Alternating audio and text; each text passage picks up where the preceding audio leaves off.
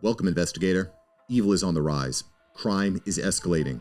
Our mission is to eliminate the crime by exposing evil, examine why it manifests, and highlight the brave souls that confront it every day.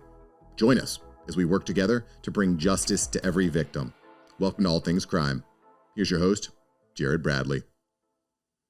Hey everybody, it's Jared. Welcome to another episode of All Things Crime. I'm excited today. We have a return guest, and we always love all of our guests, but tell you what, sometimes our previous guests just outdo themselves. And our guest today is Lindsey Wade, retired detective from Tacoma PD, and she has written a book. And I'll tell you, this book is fantastic. Hope you can all see it here. It's called In My DNA, and Lindsey has been courteous enough to come on and talk to us about this book. And when we talked earlier, and we did a few episodes before, we talked about some of your cases that you had worked on, Lindsey. But I think, obviously we didn't have time to really delve into a ton of them, only a couple that inspired you to become a detective, as well as how you got Ted Bundy's DNA into CODIS, which was a fantastic story. That was so awesome. And so if you haven't heard that, definitely go back to the old episodes, look up Lindsey Wade, and make sure to watch those episodes. And please subscribe and hit the bell so you never miss an episode. But without further ado, I want to bring in Detective Lindsey Wade and now author Lindsey Wade. So, hey, welcome back to the show. Thanks for having me. Of course. Yeah, you know what? Always striving for excellence, so can't have too many of folks like you on. Good to hear. Well, we were talking a little bit off air, but so what inspired you to write a book? Well, I think for many years, I kind of in the back of my mind had this idea like, oh, one day I should write a book about all these crazy cases, never really believing that I would actually do it. And then when I retired in 2018, I think I had enough separation from working the cases to where I actually felt like I could probably actually do it and accomplish it. And so that was 2018, so we're talking about a 5-year period, really, is how long it took for me to get this book out. And it has been quite a journey, to say the least. A lot of learning and learning a completely new industry because, the literary world is something completely, it's a different beast. It's a different animal, and it's not like anything that I had experienced before. So I really had to do a lot of learning on the fly, a whole lot of Googling and online research, just trying to figure out what does this process actually look like, and, how, as an unknown author who's not a celebrity, who doesn't have a million Twitter followers and, a huge online platform, how do you write a book and how do you actually get someone to take notice? And so that's kind of what my journey has been. When I first sat down and decided I wanted to write the book, I made a list of cases, and I literally sat down at my desk and said, okay, what are the top cases that I worked on over my career that really stand out to me, that really made an impact on me and made a lasting impact on my life. And when I got done writing the list, those were the cases that I decided I was going to write about. And that's really what I did. I spent several months coming up with a first draft of the book. And really the book was, to start with, it had a different title. It had a completely different format. Everything was different than what you see today. And thankfully, I got a lot of help along the way. And one of the things that I did early on was hire a book coach. And I would say that her help was invaluable because she's an author. She's been published multiple times, and she was able to help me draw out information from the stories that honestly was lacking. I mean, I have been trained as a law enforcement officer to write police reports, and in law enforcement, you don't add your opinion. You don't add a lot of extra fluff, so to speak. You don't talk about how it made you feel. These are all things that are very foreign. And especially for me, when I was writing about cases that really occurred, I really was cognizant to the fact that I wanted to stick to the facts of the case. I don't want to fluff these cases up. I don't want to add extra information. It has to be reality of what actually occurred. And so it was challenging for her to pull those little things out of me. I would send her a draft and she'd say, okay, I need more here. I need more from you here. What did you actually, how did this actually make you feel? What did it smell like? All of those, kinds of things where I had to kind of go back and think, I don't know, how did that make me feel? What is my perspective? Because, anybody can read about a story in the newspaper or read a police report, but I think the thing that makes reading true crime is when you get those intricate details, and especially in this book, I hope that what people get from it is my perspective, how I viewed these cases, how they affected not only my life, but they affected a lot of people in various ways. And so trying to capture some of that information in the book was the hope. So once my book coach got done helping me polish it up, then it was on to the next steps of trying to find an agent. And in the publishing world, you can't just submit your manuscript to a publisher and hope that they're going to read it. Number one, they won't read it. It'll be right on their website. It'll say, we do not accept unsolicited manuscripts. So the first challenge was, okay, I need to find an agent, which in and of itself was a task, because for the same reasons, as an unknown person, how do you get your foot in the door in that world? And how do you make someone take notice of you? And so I, worked really hard to write a nice query letter and, to do some market analysis. Where would my book land on the bookshelf next to another book? Like, what books would be sitting next to my book if it was on the bookshelf at Barnes and Noble? Doing that kind of a comparison, and then providing enough in the query letter to get somebody interested in actually requesting the full manuscript. So that was, again, many months of sending out query emails to agents all over the place, doing my research, trying to find agents that were interested in true crime. And most people never responded. I don't remember how many query emails I sent out in total, but I would easily a couple dozen. And most of them never even responded to me. A few would respond back and, say thanks, but no thanks. And it was finally, I guess luck would have it, I was doing some online research, found this agent that I thought, there's just something about even her website, something about her that I feel like we'd be a good fit. And so I sent her a query and she responded pretty quickly, and we just hit it off. She read my manuscript. She liked it. She believed in the project. And so once I signed with her, then it was all rewriting again, basically going back to the drawing board. Yeah, this is great, but we need to do some different things here, and we need to pull more out of it, and we need a common thread throughout the story. And so, many more months of rewrites and edits to get it to a place where we were finally comfortable pitching it to publishers. And this is pre-COVID when we first started pitching to publishers, and she started with the big 5 publishers, and most people weren't interested. It was again, how many followers do you have? What kind of platform do you have on social media? Are you a celebrity? Basically, how are you going to sell your own book? Really, when it came down to it, was the question. And so I was a little discouraged with that information, but I didn't really care about getting published by a big name publisher. I just wanted the book published. Uh-huh. And I didn't want to self-publish it for a variety of reasons. And so we ultimately decided that my publisher would be my agent. She actually has her own imprint and her own publishing company. And so we just decided that was going to be the best course of action, because I could maintain a lot of creative control over the process. Of course, my royalties would be better. And, I felt great about working with a publisher that truly believed in my project and supported me 100%. And that was really, really important to me. And so that's kind of where we finally ended up.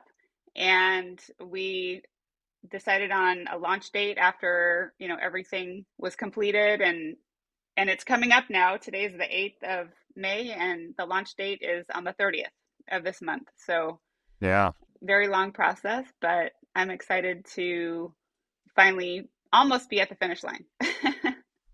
Well, boy, I tell you what, I have so many questions based on that what you just said. But first of all, what did it feel like when you opened up the package and saw, this book come out? It was kind of surreal.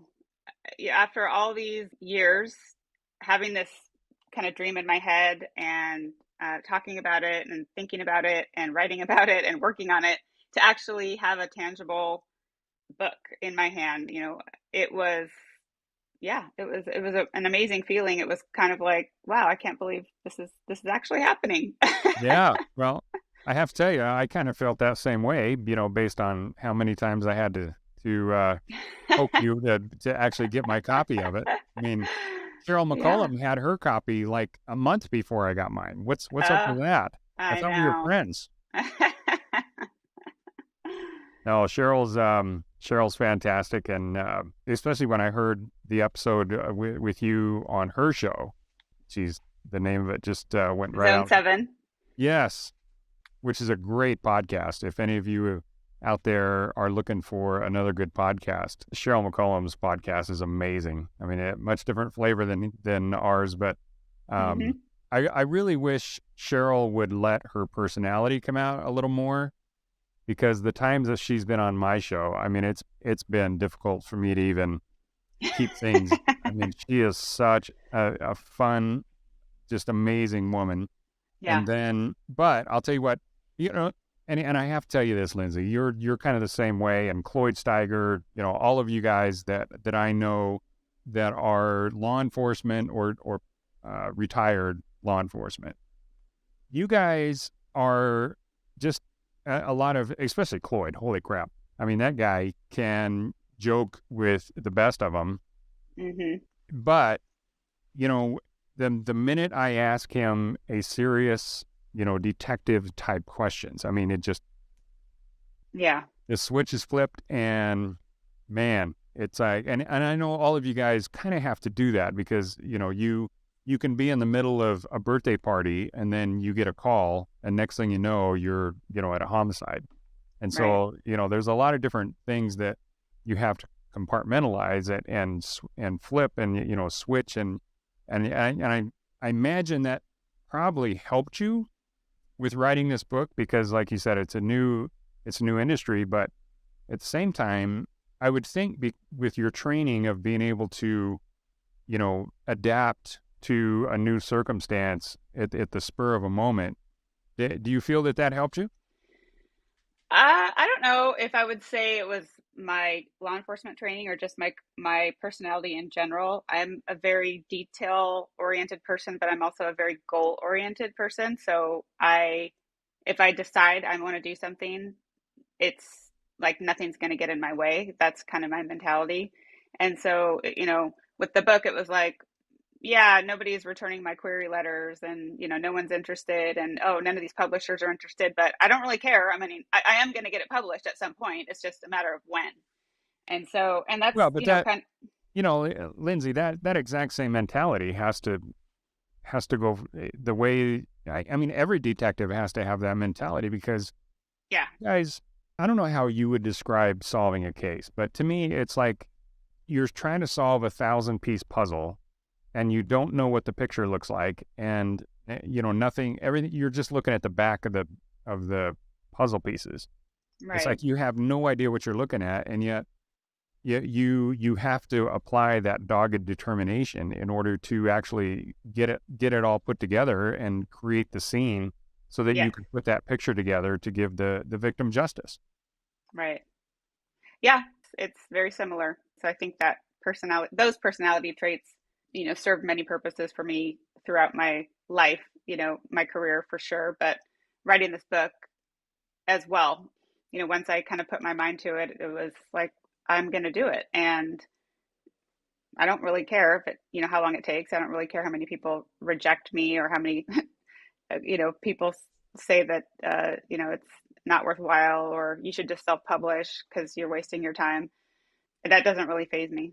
Uh, well, and look at the result. So here we are. So Yeah. let's get into a little bit of the book. So again, the cases that you've already talked to my audience about, with I can't remember their names specifically, but the two girls that were killed about a year apart in that same park or the Right. same area. Yeah. What were their names? Jennifer Bastian and Michelle Welch. That's right. Now, the other cases, how did you select those? And let's think of a couple of them and kind of delve into those. Why would you include those in the book? Yeah. I think when I was picking cases, I was thinking about cases that had some unusual element, right? And I never want to describe any case that I investigated as average or ordinary or, anything like that. But there were certain cases that really stood out to me for one reason or another, either because of what occurred, or that something unusual that happened, or maybe it was an emerging technique, or some new piece of information that I stumbled across.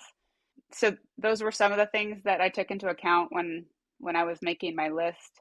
And honestly, I didn't even have to think that deeply when I made my list. It was just like the names, boom, boom, boom, boom, boom. Like I know those names. I think about those names every day. Those people, I don't forget about my victims. And so it wasn't difficult for me to make the list of cases. But if I really had to sit down and think about why those cases, that's what you're talking about. Like, why did I pick those particular cases?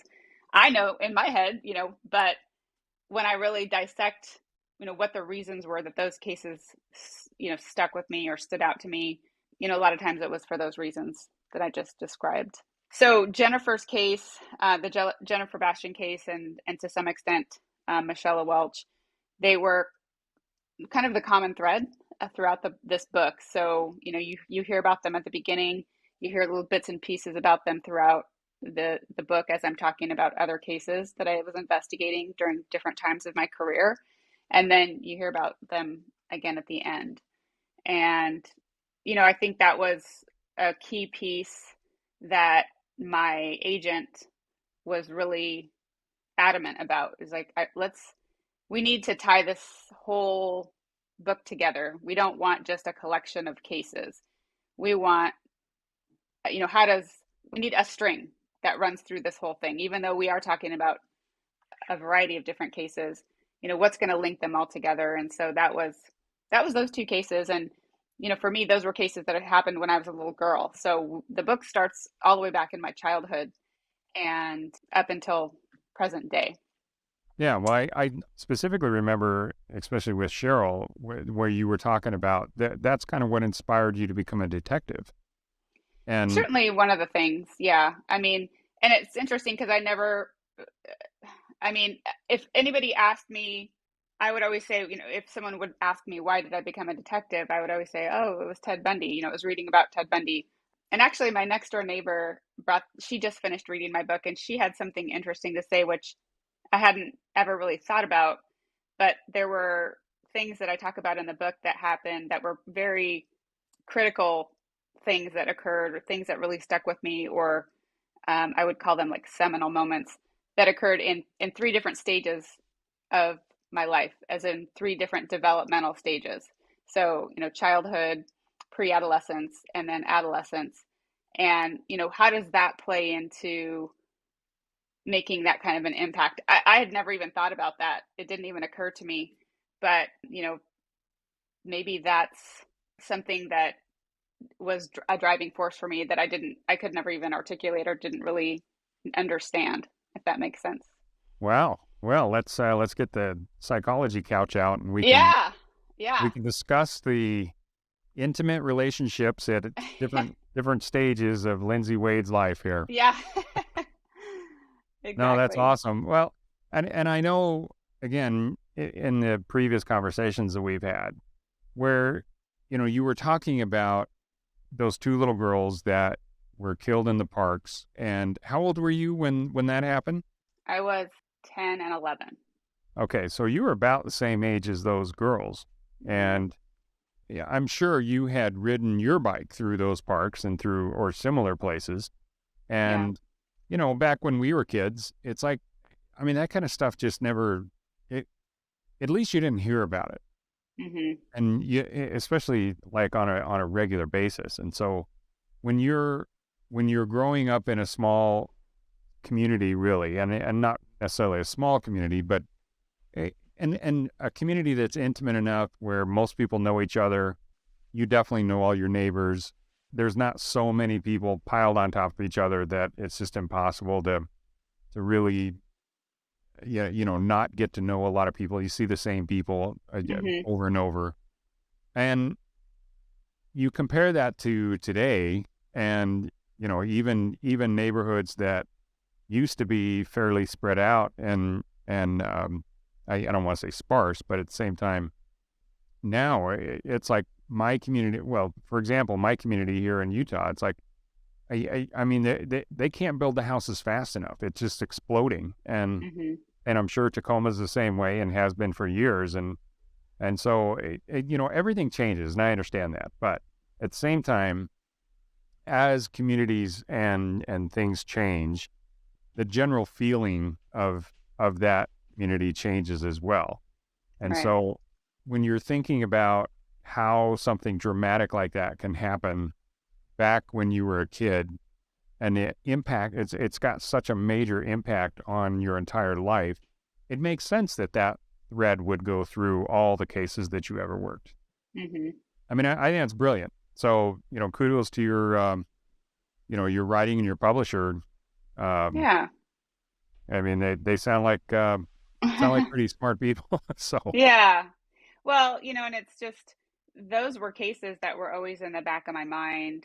And so, I talk about in the book how I might have been investigating a specific case, but, in the back of my mind, I would always be asking myself, depending on the circumstances, like, oh, could this be the guy? Like, could this be the guy for, Jennifer and Michelle's cases? So, they were just, I mean, I hate to say that I always had kind of like a mental set of sticky notes in my brain for, different cases that were unsolved. But these two for sure were cases like that, where if I would hear about something happening, if I would be, investigating a case, I would always, again, kind of wonder like, I wonder if this guy could be good for one of these cases. And for the longest time, it was good for both of these cases because for the longest, we thought it was the same guy. uh, well, let's look at a few of these cases then. Yeah. Anyone in particular that you want to highlight? Well, I think one that's interesting and one that is it hits on a topic that a lot of people are unaware of. That is the lack of DNA profiles in the CODIS database, and this case really highlights that problem. And this is not a Washington State problem. This is a national issue. Over the past, I don't know, probably 7, 8 years now, a lot of states have come to recognize that we have serious problems. We've got huge gaps in our databases, and we've got convicted murderers and rapists that should be in the DNA database, and they're not there for a variety of reasons. And a lot of these guys are individuals who were convicted prior to a DNA law taking effect, right? So they're kind of forgotten about because they got convicted back in the 70s or the 80s, really during the golden age of serial killing. And since they were already locked up by the time somebody passed a DNA law in the 90s, nobody really thought maybe we should include these people. Some of these states passed laws and they were not retroactive. So they literally could not collect from these people, even if they wanted to. And then there's other states that just basically ignored the people that were, in custody for long. Some of these people died in prison, got executed, died on death row. Some of these people are still in prison today and have been in prison serving life sentences or huge sentences and have never had their DNA collected. So, Sorry to interrupt, but I find that really interesting because, the stats of recidivism and the number of criminals that are out there causing the majority of crime. For example, I've heard the stat that New York City, for example, the majority of the crime I'm pretty sure is New York. It's either New York or Chicago. They were saying there's about 600 people that are doing the majority of the major crime in like these major cities. Mm-hmm. It's not a huge number. So, Right. when you do catch one of these, say it's a serial killer, but you don't know that it's usually a he. If you don't know that he is an actual serial killer, you think he's just one of the guys that killed a particular victim. Right. And then, but if you don't collect his DNA, then some of these, how many other cases could have never been solved? Right. That's, and boy, that Yeah. needs to be fixed. Yeah. And it's, I mean, you can, if I was just working on putting together some different cases as examples. And, there are quite a few cases around the country where this has happened. And, law enforcement is spending time and resources investigating these cases to no end. The families are wondering what's going on and why no progress is being made. Some of these cases have been solved using investigative genetic genealogy, which, that's a great tool. But if the case should have been solved already years earlier, just with a simple CODIS hit, then is that really a good use of time and resources? All right. Yeah. I was just at a investigative, a genealogical DNA conference down in San Diego, and it's just amazing that the interest level in that is incredibly high. But I think the same amount of emphasis that's on this genealogical DNA, granted that's the latest and greatest, so everybody's really excited about it, especially since the GSK was solved with that. But I think you're really onto something there, where you say, you know what, all we got to do is make sure that everybody that's in prison for a felony is in the CODIS database.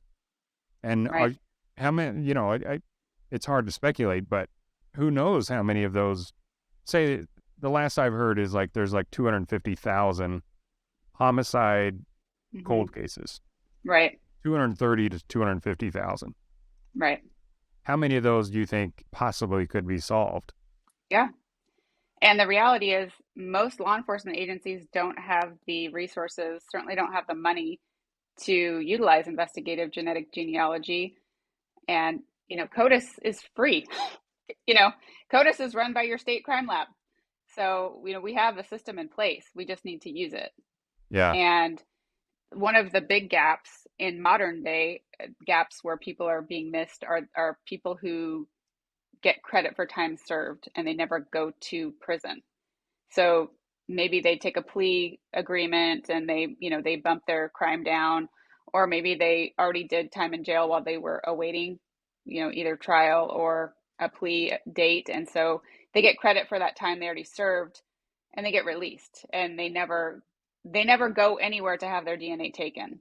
And it's up for debate about who should collect the DNA. But if you're not in a arrestee state, then I believe the DNA needs to be collected in the courtroom before you leave at the time of sentencing, because in a lot of jurisdictions, they're basically using the honor system. So somebody gets convicted of a qualifying offense where they owe DNA, and they're ordered by the judge to provide a DNA sample, but they walk out of the courthouse and they're told, oh, stop by the jail on your way out, or stop by room 102 on your way out and give your DNA. And how many people actually do it? Not very many. And there's no verification process. There's no way to ensure that those people actually abide by those orders. And how ironic is that you have criminals that you're saying, you're on the honor system to go down and give your DNA, and they're just like, what? Screw that. Right. And, the other issue with lawfully owed DNA is that, I guess, common sense might make you say, well, we should really address the people that are convicted of rapes and murders, because those are the people that are probably going to hit to the cold cases. That's actually not true. If you look at statistics and you look at statistics on CODIS hits, the majority of people who hit to a homicide or a sexual assault case their DNA was collected as the result of a non-violent qualifying offense, usually a drug case, a burglary, or some other property crime. Those are the reasons people's DNA is being collected and put into CODIS. They are hitting to the rapes and homicides. And why do you think that is? Well, because, I mean, criminals don't just operate in a vacuum. They commit all kinds of crimes. There's a spectrum, and you're much more likely to get caught for a burglary or some kind of property crime or a drug possession charge than you are for committing a violent crime. And they're more prolific. You might commit, the property crime 100 times, but you might only commit the sexual assault once or twice, or the homicide, once. You know what I'm saying? So there's more opportunity to get caught, I think, for those property crimes. Yeah. Well, we can go round and round with this, but I find it amazing that we create all these laws, and then for one reason or another, a lot of them just aren't even, we don't even uphold them. And we definitely don't prosecute them the way we should. And the worst part about it is the recurring victims. For example, here in Utah, there was a crime scene investigator that was telling me that they had caught a guy that had committed a rape, and they took his DNA and they submitted it. Now, in order to get that match with the actual rape, you have to have a reference sample, and that reference sample they submitted to the lab, and it took like 9 months to get the results back. Well, in that 9 months, they had this guy had gone out and committed 3 more rapes. And so if you were one of those additional 3 rapes, how would you feel when you're like, they caught this guy? Why did it take so long to get the match back and get him off the street? Because like you said, these guys, if they're committing one crime, then more than likely they're committing more. And a lot of times they can be more heinous than what they're actually caught for. So yeah, that's really unfortunate. Yeah. But we definitely, need to get more resources. And sadly, it seems that one of the first places that politicians look to cut, to match their budget, they cut it from law enforcement and from critical services like the crime lab. Yeah, which is really unfortunate. The case that I talk about in the book was a case that addresses this very issue, and this was one of the cases that I really stumbled across, I would say, early on, where I first started to recognize this is actually an issue, this issue of these, really bad guys that are not in the database. Because, myself as a detective, prior to this, I assumed that, if you went to prison, you're a convicted rapist, you're a level 3 sex offender, you're a serial killer, of course your DNA is in the database. Isn't that why we have a database?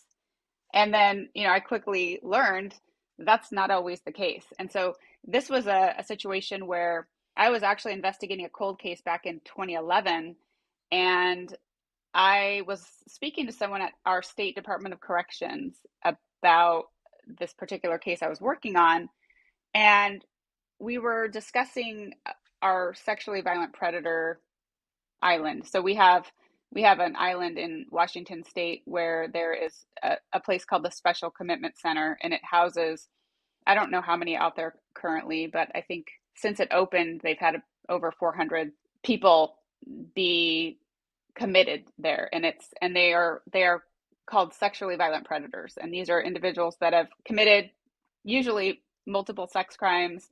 They're deemed too dangerous to be released. The state basically files a case against them, a sexually violent predator case, and it's a civil process. And if they're found to meet the standard or the criteria as a sexually violent predator, they're detained out at this facility indefinitely. And we started talking about the population out there at McNeil Island, and I asked the question, is everybody out there at McNeil in CODIS? Because, I was thinking it's kind of a dumb question to even ask, right? Like, these are the worst sex offenders in our state. They're too dangerous to be released into the community after serving their prison sentence. Probably, probably stupid to even ask this question. And the response I got was, not sure about that. We'll look into it. And then I quickly learned that there were over 40 sexually violent predators out at this island who had never provided a DNA sample. And some of them had been out there since the early 1990s when the place opened. So that was really eye-opening to me. But also it kind of lit a fire under me because I'm like, holy crap. I mean, these guys, and I would start reading their histories and reading while they were, why they were there and looking up their convictions. And I mean, it was horrifying when I would, read through what they had done and what their histories had looked like.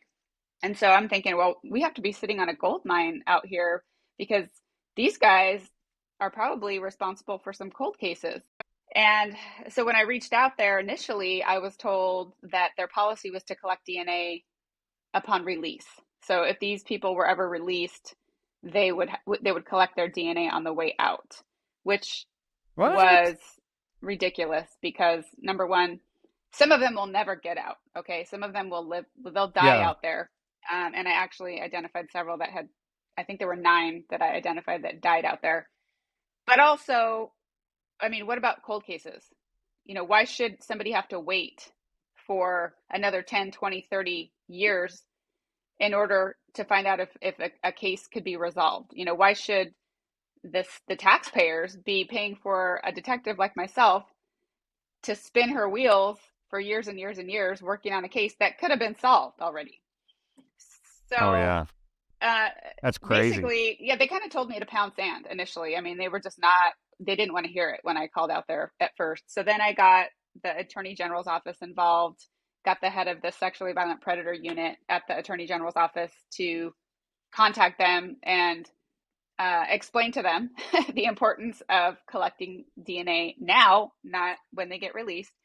So eventually they collected from everybody that was still out there. And the whole process took close to 2 years. I mean, it's ridiculous how long it took, but they finally swabbed everybody. There were a couple guys out there that refused to give a sample. And so the Attorney General's office basically had to go to court and file motions to compel them to give a sample. But what resulted from that effort was one of the guys that was swabbed, his DNA ended up going into CODIS, and he hit to an unsolved rape and murder in a neighboring jurisdiction here in Washington state.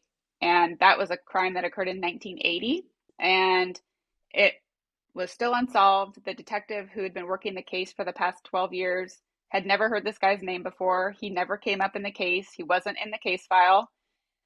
This detective had spent hundreds of hours spinning his wheels, swabbing people, trying to solve this case because they had DNA with no luck. And there he was. Nice. He had been sitting out there since 2000, and he came from prison. So he went from prison to out there. Nobody ever collected his DNA. Yeah. Okay. That's crazy. It's crazy, but it's at this point, like, nothing surprises me, honestly. Well, yeah. Well, honestly though, that's at the same level of, like what you said in the time that we spoke earlier when, on the other episodes of the podcast, and when you said you found out that Ted Bundy's DNA wasn't in the CODIS database, and you're like, well, of all the people, I mean, that's what the CODIS database was for these potentially recurring crimes and people that are most likely to have committed multiple crimes. In multiple jurisdictions. Oh, that drives me crazy. I mean, as a businessman, that drives me crazy. I mean, that's equivalent of, one department not telling the other department that product's ready to ship. Right. And so everybody's just sitting around and they're, it's not like the dollar signs ever stop. Right. They're constantly moving. Right. And the resources that were wasted, like you said, that detective spent hundreds of hours when had somebody just walked down there and taken a Q-tip and rubbed it on the inside of his mouth. Right. And then submitted it to the lab. It's not like, getting a buccal swab is difficult. No. I understand some of the ones that refuse to, which is amazing because you're in prison. I'm going to take your DNA one way or another. Well, and that And whole collecting DNA upon release, I mean, that's kind of an old school methodology. I think prisons used to do that when the DNA laws first were enacted in a lot of states. Prisons would do that. They would just collect on the way out just to, make sure we got it, kind of a thing. But I mean, that is ridiculous. First of all, do you really want to collect a DNA sample from somebody that's wanted on another murder case and let them out only to then get a hit however many months later and then have to go find them again? You got to go find the guy and again. Hope they didn't commit another atrocity while they were released. How many of those times, you hear about these, like these no bail types when, they're in for a heinous crime. Right. And yet they're released almost as fast as the ink is drying. And then they immediately go out and, I mean, if they know they're guilty and there's so much evidence that the detectives have against them, right, and yet they're back on the street, they have nothing to lose to go commit another crime. Absolutely. And so, get rid of witnesses. There's all sorts of danger that and there's one case that I'm familiar with just from reading about it, and it was absolutely horrendous because this guy was in prison for over 30 years, never had his DNA collected. When he got paroled, he went to serve time in another state, and so they collected his DNA upon entry into that state's prison after 30 some years of being in custody. Once they collected his DNA in Oregon, his DNA hit to a whole series of different murders in 2 different states. And one of the murders his DNA hit to was a murder case that had already been solved, and a woman had served over 30 years in prison for the crime. And she was subsequently exonerated as a result of his DNA hitting to that crime scene. So, yeah. I mean, it's both sides of the coin here. The CODIS database was created for a reason. We just have to use it. Oh, absolutely.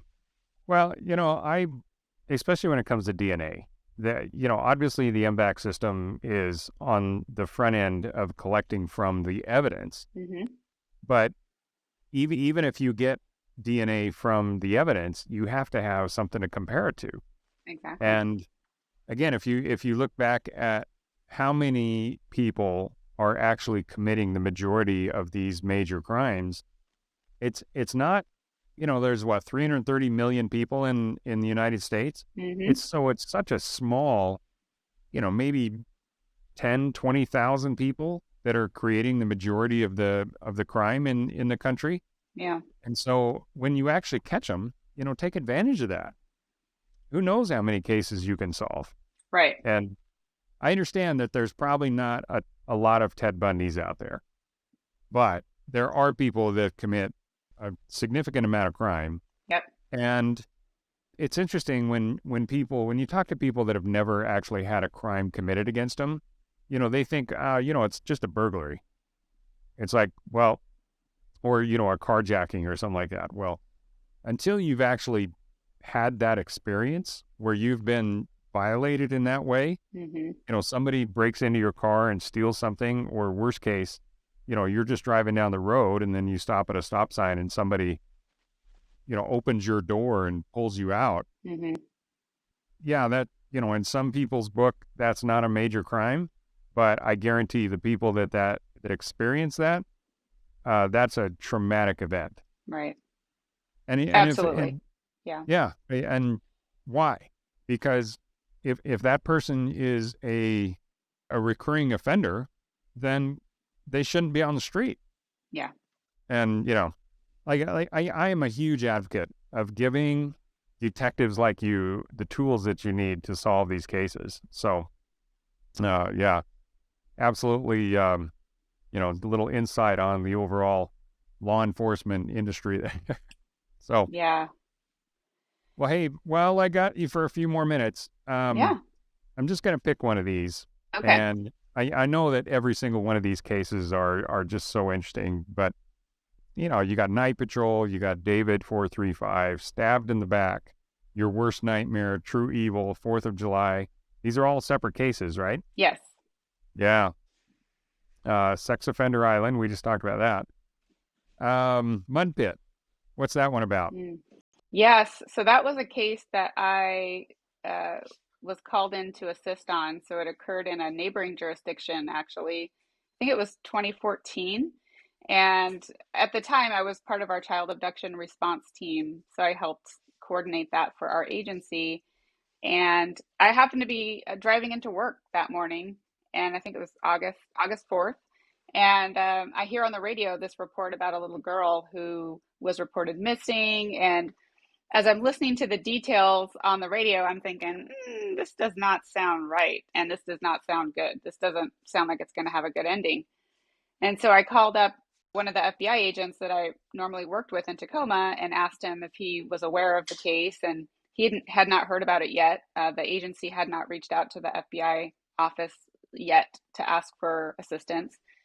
So he said, "Yeah, let me make some calls and I'll call you back." And so pretty quickly after that, myself and my commander for the CART team were requested to respond out there and basically kind of help them do an assessment and lend any help that we could. What that ended up turning into was a week straight of being out there working on this case, and it was very intense. It was the second child abduction murder case that I worked on, that was fresh. I'd worked on several that were cold cases, but this was the second one that I had been on where we were boots on the ground, actively searching for this missing child, and then ultimately found her deceased.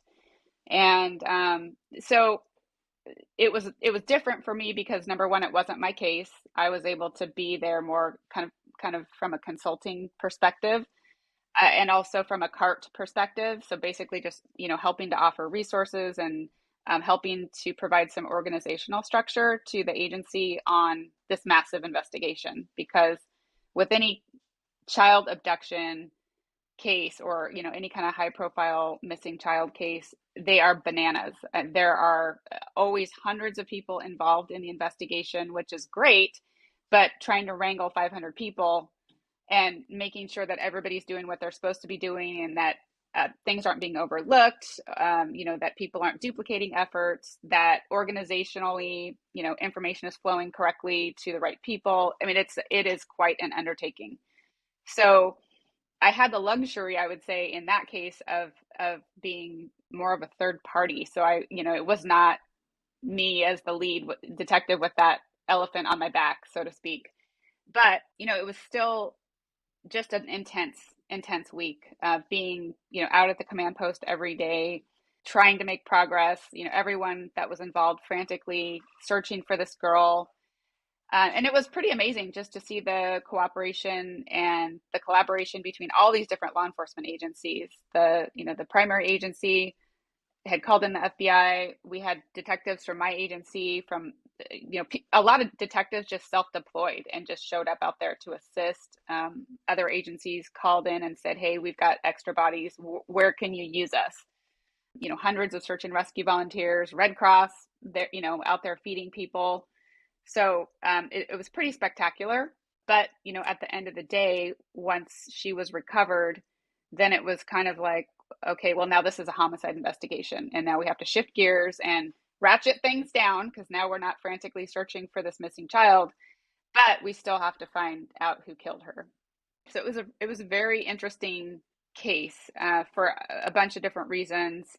It was, I would say, a very contained area where she went missing from. She actually lived in a mobile home park. And so there were about 100 homes within this park, but there was a huge wooded area next to the park.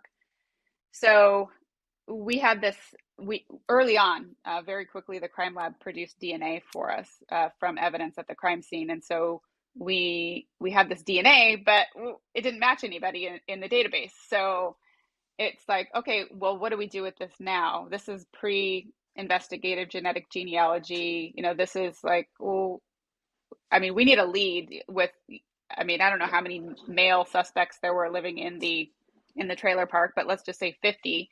How do you narrow down 50 people? And so we did a sweep. We did a DNA collection sweep within the park, and we basically knocked on everybody's door and asked for a consensual DNA swab. from everybody that lived there. And the person who was ultimately identified was one of those people that, was contacted and asked for a swab.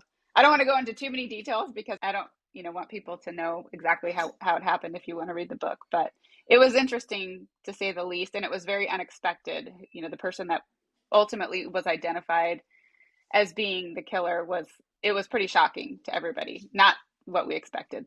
Well, especially with child sexual assaults and things, you just never know. I mean, people that you think are fairly upstanding, next thing you know, they're, being arrested, and you're just, I think the majority of those, even child porn on the internet, things like that, you're like, wow, I would have never saw that coming. Yeah. All right. Well, Lindsey, it's been fantastic. Again, the book is called In My DNA, and I think author Lindsey Wade, yes, detective, female woman extraordinaire. Oh, fantastic!